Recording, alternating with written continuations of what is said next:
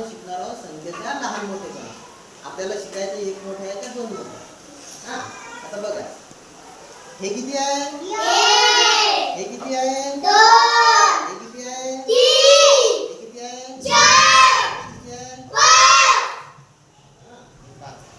हे किती आहे? हे किती आहे? बरोबर आहे. आता मला सांगा यापैकी एक मोठा आहे की दोन मोठा आहे? इकडे पाहूया. हा मोठा आहे का हा मोठा आहे? दोन मोठे आहे का तीन मोठे आहे? तीन मोठे आहे का चार मोठे आहे? चार मोठे आहे का पाच मोठे आहे? पाच मोठे आहे का सहा मोठे आहे? सहा मोठे आहे का सात मोठे आहे? याला म्हणतात संख्येचा लहान मोठेपणा.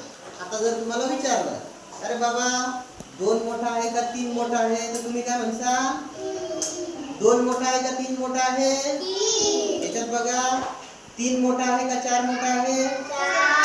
इकडे बघा चार मोठा आहे का पाच मोठा आहे? किती? चार का सारे इथं पहा चार मोठा आहे का पाच मोठा आहे? Very good. आता तुम्हाला संख्येचा लहान मोठापणा सांगता येईल. आता मी तुम्हाला प्रश्न विचारतोय का पहिले हिला विचारतो प्रश्न. हिचं नाव काय?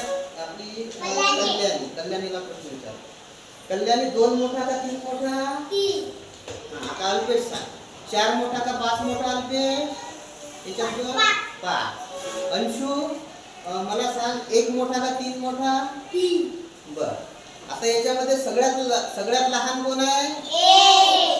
आता समजलं? Very good. तर